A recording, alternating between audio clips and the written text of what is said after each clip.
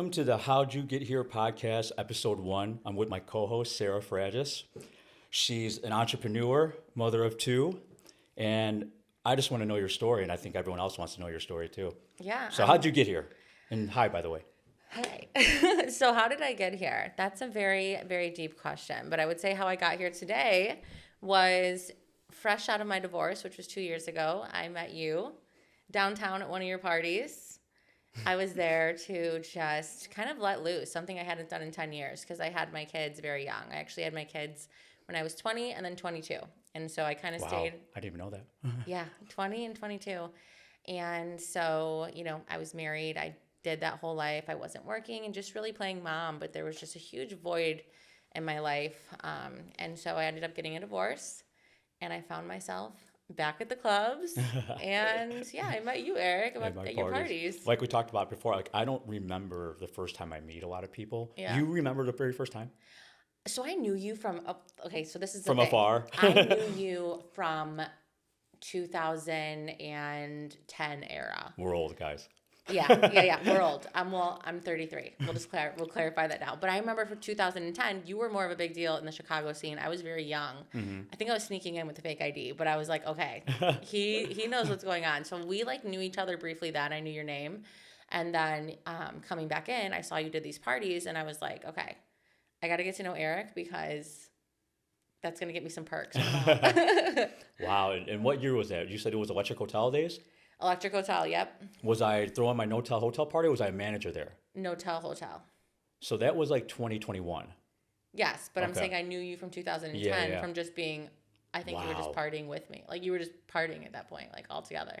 So I really want to know way back, like how did you even get into what you're doing right now, the industry, like Filterless Era, everything? Yeah, Filterless Era. So I started Filterless Era in 2021 officially. That was my company. But it really came from, I guess we could even go back to the party days when I was 16 through 20, really.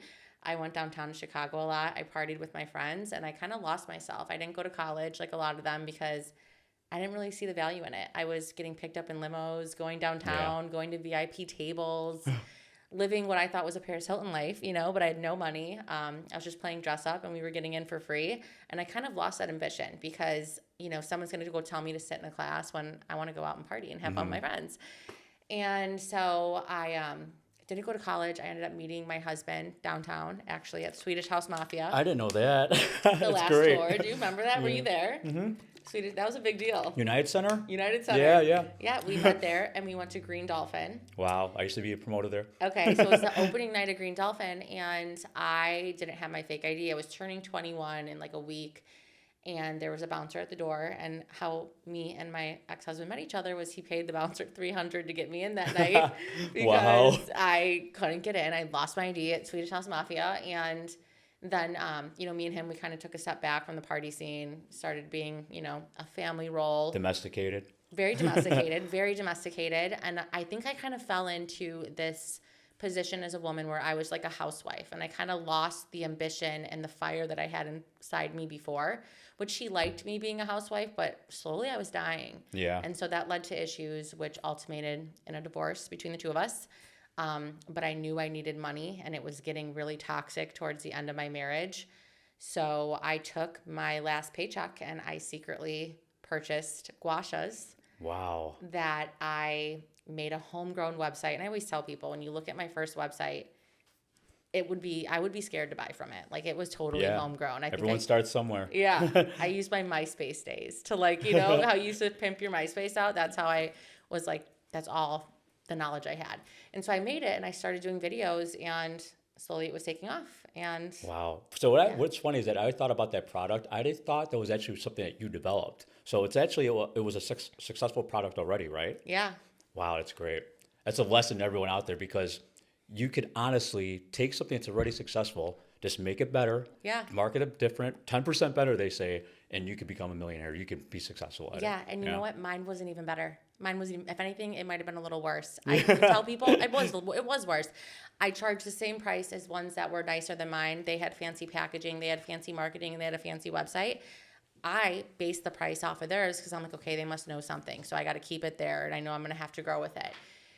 And I remember like every single gua sha that I would sell, I would write these handwritten notes. My hand would literally go numb because I was touch. so excited. No, I was like so excited somebody like actually cared about what I was doing. It was in a yellow bubble mailer. But people appreciated it. And that's what I always like. My biggest advice to entrepreneurs or someone starting. I was just going to ask you, what would be your advice that you would give? It doesn't have to be perfect. Do not wait for it to be perfect. Like we were just doing with this podcast. Yeah. I can tell you have that. You have it in oh you my God, you, extreme perfectionist. Eye of the tiger. You are really. Yeah. I'm not. See, I'm like messy. And I think that's one of the things that is kind of my strong suit, but it can also, there's been times where it's been my weakness. I'll oversee things, but I shoot my gun before I aim it, but it's helped me. You have to jump. You really do. I think that's the biggest thing. Like everyone waits for the best time to start and the right time. Yeah. And the right time is when you start. Yeah. It really is, because you could talk. This podcast, perfect example. Yeah. I've been talking about doing this forever, and we connected. Mm-hmm. We just put the play in motion, and we actually took action. We actually made moves. You know what? I've been trying to do a podcast for a long time, and I will say, nobody has channeled my energy the way you have. That's great. And so it is like, it is bliss to me, because you are just as hyper and you are just as like, and you do have an eye for the smaller things. And I'm somebody who's just like, let's just put it together. So that was really cool. It works really well together. It does. Like even like when our conversations, like I could tell when you're going into your Sarah mode, and I have to literally tell you like, this is how it's going to be. And you could be the type where you would be really maybe took it defensive or something like that, but you don't. We work together well like that. No, we don't. And that's another thing is I think that like, especially like, all the stuff we're doing, we're planning our party. Mm-hmm. And I know that's my baby. That's your baby, because you do this, you have so much knowledge towards it. But, I have the things that I'm thinking I want done. And so I appreciate it because, you have your knowledge, but you're still listening to me, and we're both, and I get a lot of ideas from you too. It takes two to tango. Like if I wasn't the compassionate, like empathetic type, it would definitely not work. No, because you're all over my shit. I already know what I'm doing. Like, come on. But I'm open to that, and I'm trying to. I always learn. I'm always looking to learn. And you give great ideas. It'd be different if you didn't know what you're talking about, or if you were giving me ideas that weren't good. But I'm just like, okay, let's do that. Yeah. Because it would be things. Oh, I just did it, Marcus.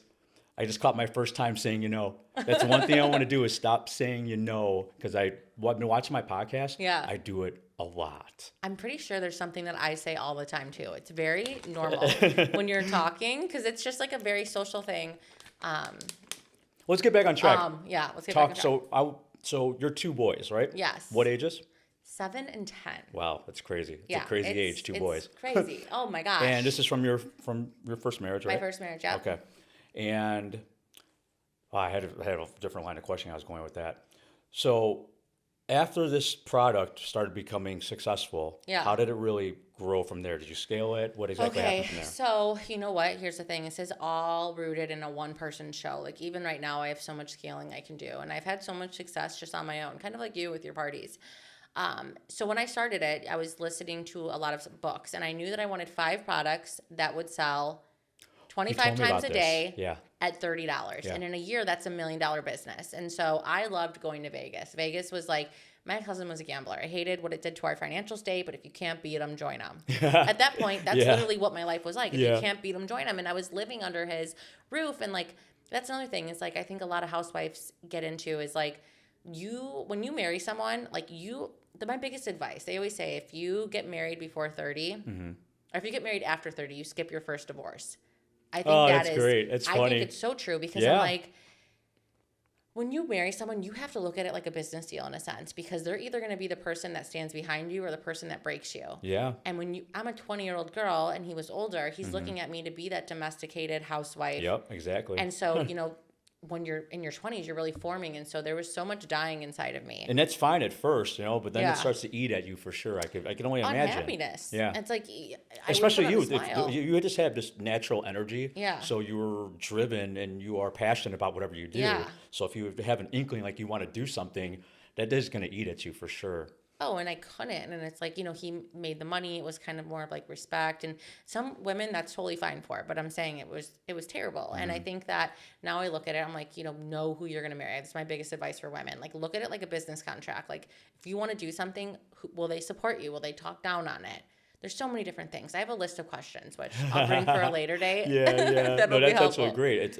It's better to think of it strategically, because Yeah. when you're young, you just love is blind, right? You just Yeah. jump into things. But with every relationship, I've had 7 long-term, and I say long-term, over a year. Yeah. I feel like that's, a pretty long time. Yeah. I did it again. Yeah. At least I'm catching it.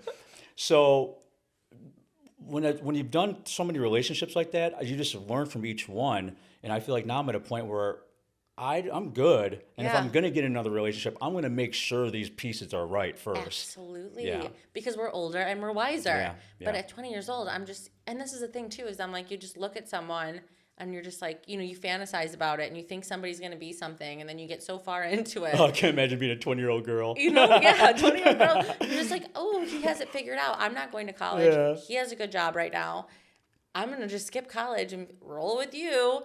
But no, doing something for yourself is always going to build you more. And so, but like I was saying, when I started the business though, I wasn't able, I asked him at the time to buy a $25 label printer, and he didn't even want me spending money on that. Come on. So that's why I had to sneak my last paycheck. Yeah.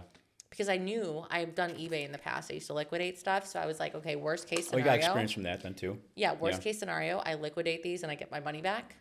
Or, Or God you throws make it me a a bone success. and this blows up, Yeah, and he yeah. gave me the bone. That's amazing. So how many years now you've been doing Filterless? I started in 2021 and we're in 2025. I would say within the last 2 years, it really exploded because I got divorced in I separated in 2021 in December. So right there. And then you met me, I think, in 2022. Wow. And I was ready to rock. Yeah. And so the business just kind of was a well-oiled machine while I really found myself. There was a chapter where I was trying to be a DJ.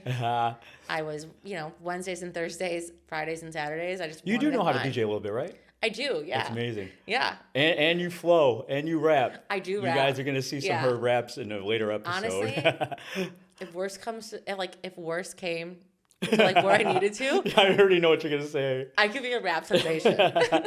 If you could it's all about who you know. I know. It really is all about who you know. If I was to start DJing right now, Yeah. I could DJ in a ton of places right off the bat. Yeah, you would be. Yeah, maybe we should. Should we test this theory? No, we're gonna be. I don't even have to test it. I know for a fact. But for me, I've been asked this question because for me, if I was to start DJing right now, I'd have to put 100% into it. I couldn't just half-ass it. Yeah. I'd want to be the best at it. Yeah. So I'd be literally spending all my time on that. I wouldn't be working on my other stuff. See, I can't. Eric, I told you, things just can't be perfect. You have so much clout in the industry of what we are.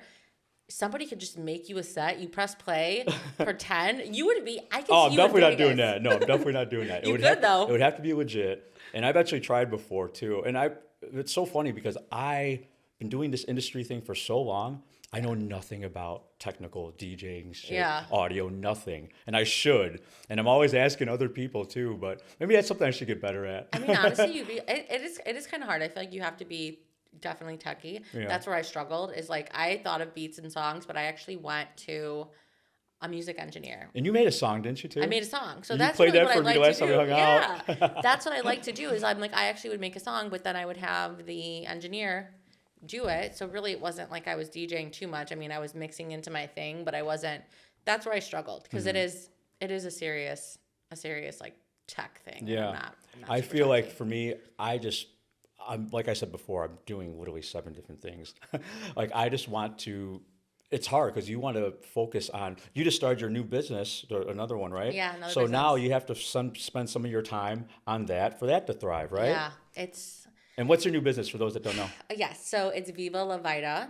Viva La Vida Co. is the official company name, and it's simplifying your supplements, because I looked at my supplements and it's overwhelming, because I would be like, okay, I have so many. I'm sure you supplement too, so you can relate. My whole life. You totally supplement. You work out. 20 years. Yeah, and so I'm like, what am I taking? I want all this stuff. So I combined the best stuff. It's where health and beauty combine. So it's colostrum, collagen. That's amazing. NAD. Anything that's going to be anti-aging, sign me up. And this is basically what it is. And just your general health. And 3 products. Yeah, I think that's a bada lesson to everyone, that there is supplements. There's things you could do to make yourself healthier, live longer. And a lot of people don't do it. We talked about this before. Don't do it because you don't get the automatic effects right away. Like if you have a shot, you feel that right away. Yeah. You know what it's doing to you. You take vitamin C to make your immune system stronger. You don't feel it. You don't know, but it's proven to do that. These products that you have are proven to do certain things, but a lot of people don't want to take the time and be patient and they don't feel it. But at the end of the day, you have to take trust in something that's been clinically proven, studies, Yeah. you know? Yeah, I mean, honestly, I play around with supplements now. Before, I was kind of that person that you just described. Yeah. The more I've gotten into it, the more I feel truly believe in it. Oh, like the other day, I was like, let's biohack a hangover. Yeah, So that's right. You told me about that. I biohacked a hangover. Yeah. I looked online, did my research, what can help your liver, what you should take before. I took activated charcoal. Then when I got home, I took NAC. Then I had a probiotic, all this stuff. I kid you not. I was expecting to have a very bad hangover. Yeah. And I woke up so much better. Really? I just did a little extra step. Yeah. I would have never believed it. Yeah. Wow. See, for me, I always found that I downed ice water the next day. Yeah. And I never had a hangover. Never. Never. You know? I'm calling a bluff there. No, I wouldn't say never in my life, but once I found that trick, yeah. Just chugging water. Ice water. First Ice thing I'll do water. is wake up and just chug ice water, yeah. And Because you're what I golden. used to do in the past, like I would eat crappy food. I would end up just feeling worse. And I would sometimes, when it's really bad, you get like the chills, like it's really bad. But ice That's water, a myth. yeah. The crappy food thing is a myth that everyone tells you to do. Yeah. Like people are always like, oh, McDonald's. Yes. I've actually done a salad. Doesn't sound good, and you feel better after a salad. I think it's like we're totally misled. Yeah. In the health greasy game. Well, number one, now I eat as much all natural food as possible. Yeah. Like I have my binges where I do cheat, right? I have my fast food Yeah. because at the end of the day, Portillo's is my favorite fucking food. I mean, we're like, in Chicago. You have to Portillo. and so now I just found that I definitely feel better, feel 100% better. Not only my body, my energy, my brain. Like I've gotten depressed thoughts after eating a bunch of bad food. Yeah, where I don't get those thoughts if I'm eating healthy. And people don't realize that because they're stuck into eating like the American way, which is so bad for us. Yeah. Anything that's processed, any fast food that people eat this normal everyday basis. I know. It's so bad for us. I know. You know what? That's so right though, because you know that your gut, it's your serotonin is like linked to your gut. See, I don't even know about gut health. Yeah. I wish I was very, educated about it, but that's very, very important too. Yeah. You know what I've been doing to like help my gut health? Yeah. I'm all into biohacking. So you'll learn some really crazy things. So in the morning on a empty stomach, I will do a coconut probiotic yogurt. It's kind of sour, but whatever. Yeah. Do my spoonful of that, and then I do sauerkraut. I heard sauerkraut's really good for you too. Yeah, it's for your gut. Yeah. Yeah, and it's for your gut, and it's all about your gut health. I do feel happier. Yeah. And it's linked to your serotonin. 1,000%. And that's why a lot of people don't understand that maybe how they're feeling on an everyday basis, whether it be sad or whatever the case may be, if they were to exercise more, if they were to eat better, maybe you would feel differently. And I said this before, that I wish I could make people feel how it feels to be eating healthy, to exercise for a couple years. Yeah. And then compare that to how it feels right now. It's a night and day difference. Because I used to do it. I used to experiment. I've gone months where I've eaten completely clean, exercise, and then I've gone months where I did not. Yeah. And I completely could tell the difference. But you can't tell it while you're in it. Yeah. You have to look back in retrospect and reflect on it. So you just know that you didn't feel like this before. Or you didn't have these thoughts before. Yeah. And like I said, now. And I still do it because I love how it tastes. I have my McDonald's. I have donuts. I seriously have gone to the point where I food comaed so bad where I thought maybe could I die from this? From eating too much? Eating so bad, yeah. I would never see it on you.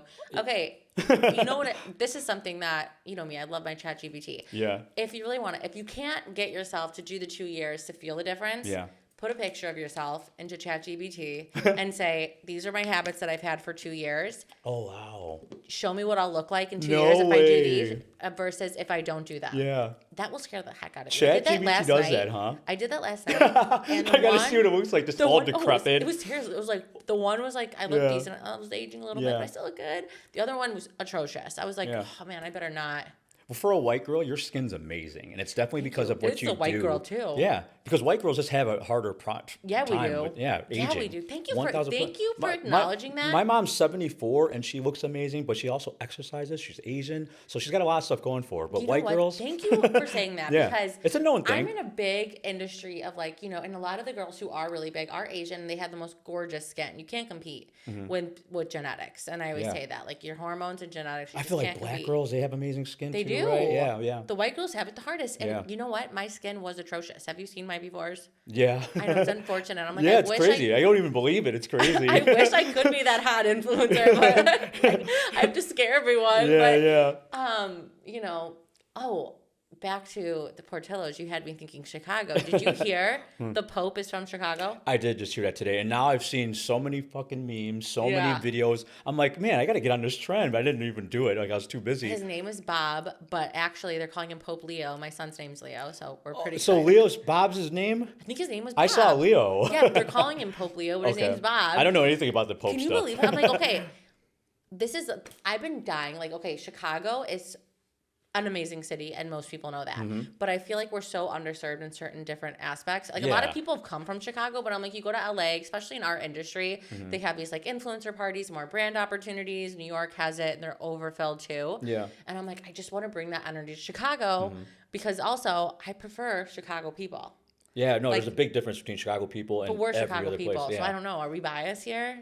I don't think so because when I was in Vegas, whenever I'm anywhere else, most people just have a different type of mentality, have a different. They're definitely we're tough. Yeah, we're definitely tough because, I honestly think it's because of the seasons. Like we have to live through this coldness, so we are conditioned to go through rough times, and when you go through rough times, it makes you stronger. Vitamin D is low. Yeah, we don't see the sun for like 6 months. Yeah, I was saying that I'm like, dude, no wonder I'm like super like. I get so happy in the summer. We have like the happiest summers and the best summers. Yeah. And I'm like, it's because our serotonin just like waiting to come out. Right now, I feel like the sun has been out a lot more, right? I know. All of a sudden.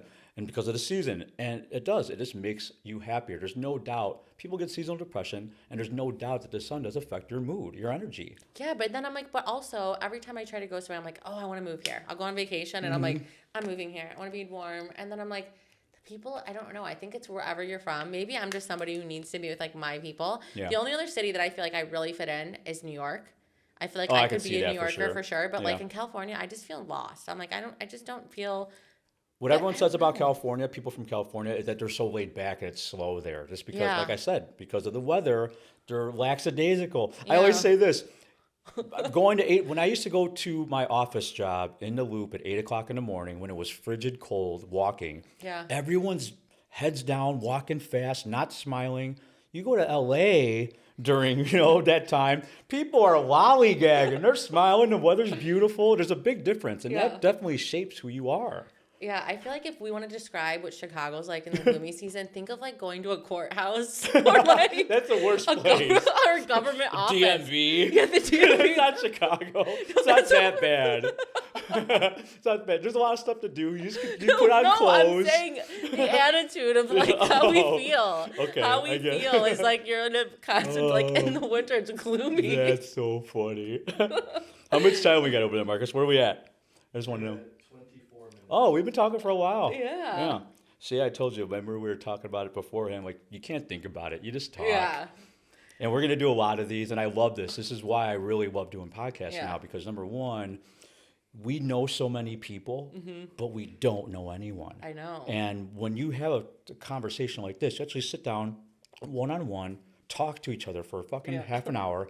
We've talked more than now. You've talked to fucking almost everyone you know. Yeah. Because you just know people from social media and all, you see them in passing. You talk here or there. Maybe we have an event together and we talk. Yeah. But we don't actually sit here and talk and learn things about each other. Well, the scene is so superficial and you're so inside that. Yeah. Eric, you are so inside that. And honestly, when I was in the scene for a little bit after my divorce, a depression can come with that because nobody's really your home. Like everyone's No your one. homie. Everyone's your homie when it like is great for when you. you work together. You think, you look good looking, and I want to hang out with you and be at your table, and it's all like a superficial. It's basically like it's fake. It's fake, and so then it's like you don't know. Like, do you really feel like this person might like have total different hobbies? And I think that even relates to like people who aren't in the scene. They can think of like dating apps. Yeah. When you're looking, it's like that's kind of how it is in the Chicago nightlife. Is everyone's kind of opportunist, and they're kind of like excited about certain people. It's like, ooh, you're a DJ, so immediately I'm gonna like you. I'm but gonna it's start like talking to you. Yeah. you don't know what their loves and wants and needs are. You have no idea if they're a bad person. Yeah. You're just like you just said, opportunist. Yeah, it is. And so you're like smuggled in that, but you do such a good job. You have to separate. I mean, think that did that come with time for you? Yeah, I think for me, I've always been able to separate. I have my true friends, my friends that I grew up with, made me who I am, who I have core memories with. I've always been on the working side of it. I guess it'd be different if I was just like going out and partying, but because I've been on the working side of it, I'm just, you know me, I'm so focused on work that my work is my work. That's why you didn't know like when we met, because it's just another one in the book. Yeah. But people look at you and I'm sure they're like trying, but 1,000%. you know, trying to know because you come with opportunities in the Chicago area if you're in that scene. I had to do it today. I literally developed a template that says, thank you very much for your offer, but I am doing this, this, and this, and this. I don't have time for that, where I have to respectfully decline. And it's a great thing. I heard on a podcast before that a good level or a good barometer of how successful you are is how many people ask you to work with you, how many work with now. And I get that all the time, several times a day.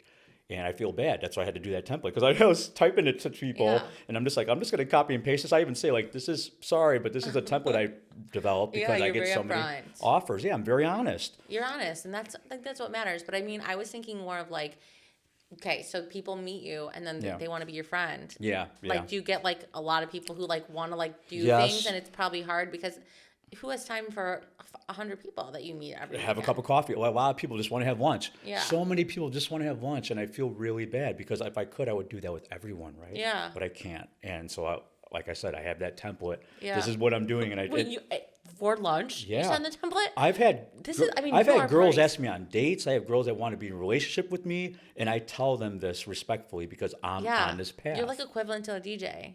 Pretty much. It's kind of how it is in Chicago. I swear, they're like, ooh, bottle service.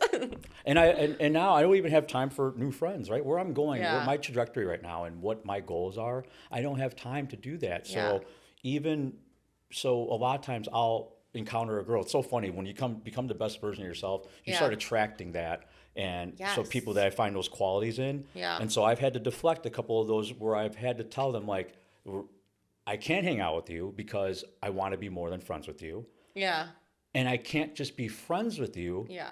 Because I don't have time for that, and I'm going to develop feelings. You know, it's very emotionally mature. But that's very mature. And I tell people this. I've had a couple girls I've had to tell this, because there was one where in the last 2 years there was this one girl I started talking to for a little bit, and just talking to, and I didn't let it progress into anything more because my goals. Your priorities I had to stop it. And you've probably, comes from lessons you've learned. Yeah, 1,000%. Yeah, I feel like for me, I'm such a heart on my sleeve type person where like now I'm in a really healthy relationship, so I can give all the advice that amazing. Like I've learned from shout out Rick. Yeah, shout out Ricky. Like he's so supportive. It's so crazy because like I'm like, wow, like how amazing and easy it is, you know. But even before though, like when I was single, I was so scared because think about it. I went from 20 and I was with someone until I was 29. Yeah. And all of a sudden I'm back in the dating scene. I was so scared that everyone was a player, that like I was being a player to like deflect them being a player. Yeah. And so I just became this horrible like person that was like, I wasn't even being horrible. I was scared you're playing me. So I'm playing you or pretending I am. Yeah. So I'm like pretending I'm somewhere. I'm like posting the pic on Instagram to make you upset. Oh my God. 30-year-old. It's a big game. It's a big game. Yeah. And I'm like doing these games, and then it's like, all these guys ended up blocking me, and I'm like, I must be the problem. Yeah. And then I met Ricky, and it was like all those things that like I was doing to everyone else, like it just naturally didn't happen. We were just like, that's awesome. Simpatico. Yeah. No, he's definitely a great guy. I could tell he's a good yin to your yang, Yeah. Yeah. We found like that was perfect. But I think you'll find your yin to your yang where it'll be like the when exception. No, you might not know. It'll be the exception that just like grows. You don't understand. I literally will have, there's multiple girls that I'm a lover, like, Yeah. and I'm very easygoing, where even if there are bad things, bad qualities, I could accept those. I accept people for who they are. I focus on the good things. Yeah. And so there was a girl that used to be an observer, then she became a therapist, where I literally told her, she's going to know I'm talking about her, she hears this. Yeah. That I literally told her, like, you are the type of girl that I would definitely date. I want to date. Yeah. But right now, timing's everything. It is. Like right now, I've already done all that. Like now it's time to do something else. And I'm going to do something else. So whenever I decide that, okay, maybe now I'll let someone in. Yeah. I'll look for that again. But right now, I don't want that. I'm just when laser you find focused. you see me and I'm laser focused. Yeah. Like, and I have that energy too. Yeah.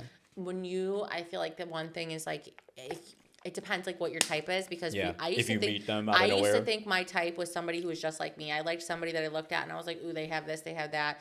And, I still get intrigued by people that like have those qualities that are similar to mine. But I feel like the reason me and Ricky work so well is because he's like totally, like, he's like my supporter. Like, he knows I'm the one, like, I hear like what they say is you need a rock and a star. So one person, like you would be considered more the star. I'm more like the star. You know what I mean? So you need like the rock, somebody who's like behind the scenes, such a staple. And so I'm like, when you find that, it makes that Zoom easier. How long have you guys been together now? We've been together when I stopped going to your parties. I'm just kidding. No, 20. We went. Where did we go?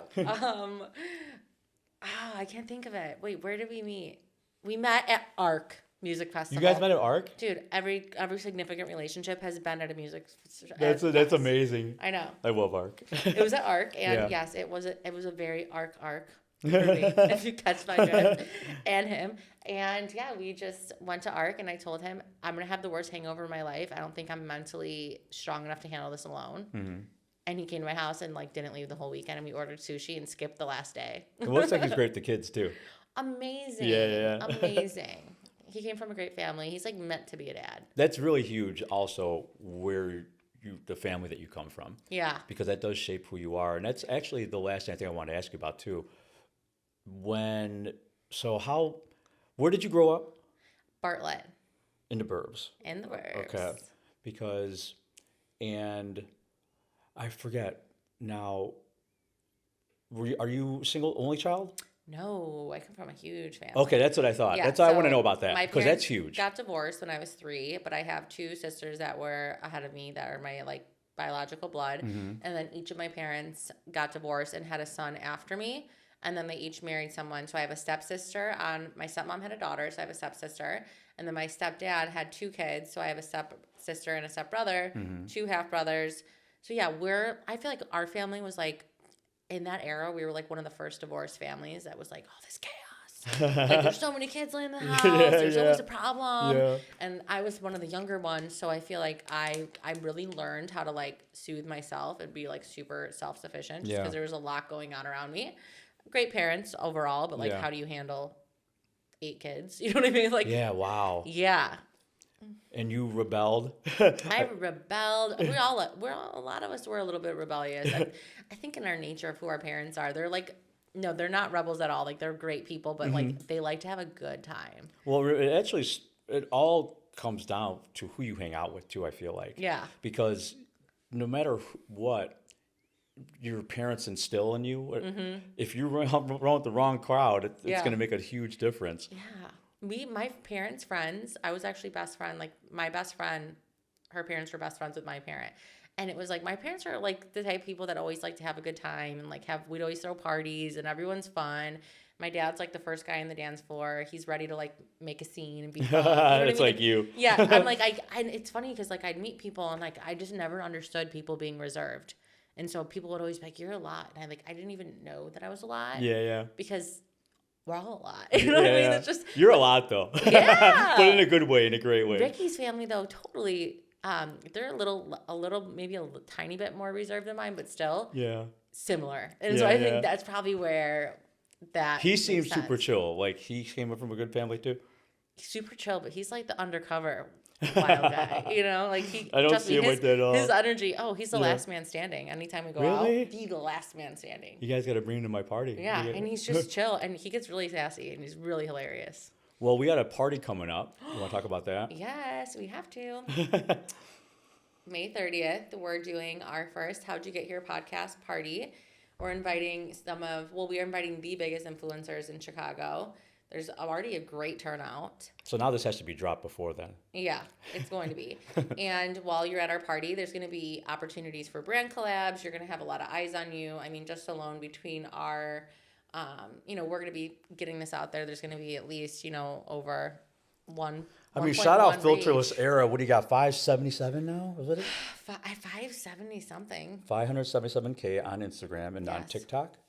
319. Wow, Yeah. Killing it. That's I know, amazing. thank you. And just over the last, I think it was maybe the last year or so, it really sprouted. Really sprouted. Like I said, I'm more like grounded and like on my go because it's hard. That's a whole another thing to talk about is like content creating. Yeah, I was just thinking that in my head too. It is not an easy thing Nope. because you want to push it out and then sometimes you get obsessed with it. Other times you're carefree and when I'm carefree, my videos go crazy. But it's hard to be carefree when you're like excited and reaching for a goal all the time. I know every influencer and creator could identify with this, that it's definitely pressure. It's definitely stress. It's definitely... you want to get something out every day. Yeah. And then if you're growing, you're like, okay, this is working. Every day is working. But then, something happens during your day. So then you're like, okay, and then you're not as creative. Do you feel like that? Like you need, like if you're doing less, you know what I mean? It's like the ideas like have to come to you like naturally. I'm constantly looking. I'm constantly researching. So we have 12 different dynamics, right? For me, I'm pumping out a new nightclub video every week, and I'm constantly trying to make it different, constantly trying to do different things, entertain, inform, same. and so, and how many times I'm trying to get 1 to 3 times a day would be perfect, but once a day is hard. Once a day is hard when you're wanting it to be good. Sometimes I'll be on top of my A game because I'll be like, ooh, I want to do this, I want to do that, and I'll be like trying not to post 3 times a day because I'm so excited about this video I made. But other times, then you're like, you're tapped. I've been remixing a lot, like viral videos, because for me, it's really hard to have something new each day. Because I've never been the type where this was a big thing for me, just breaking out of my comfort zone. I think for you too, right? Actually being on camera and stuff. You know what I said? Just like everything, and people ask me, like, I used to go live back in the Facebook days. I was doing network marketing. I never did that. It was network marketing, and that's what I said. Network marketing really trained me to be good on camera. But I remember, like, before I hit the button, my face would turn like purple.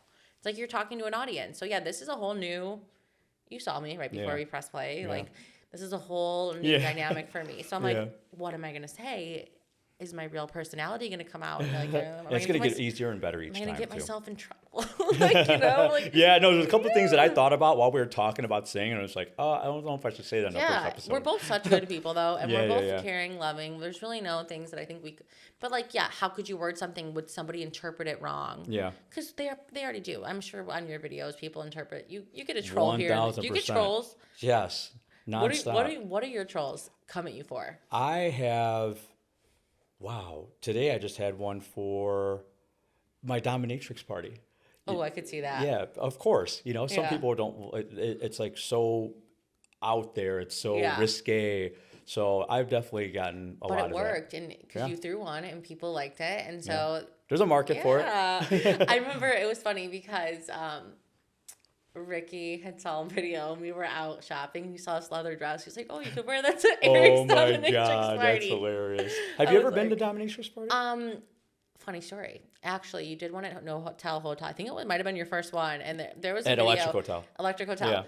Yeah. And all I know is that there was cages and I was getting in the cage and then the girl, like, I had to get escorted out of the cage. And my friend has it on video. My friend had it on video because I was like, yeah. That sounds like one of my parties. Get out of there. I'm like, sorry, that's fun. Where are we at, Marcus? So we've been talking for a while now. We're at 39 minutes. Oh, so we could wrap it up. Yeah. That was great. I love you. We're going to kill this podcast. Where can people find you? You can find me at Filterless Era, or you can go to my personal, which is Sarah Fraggis. Thanks, guys. Thanks.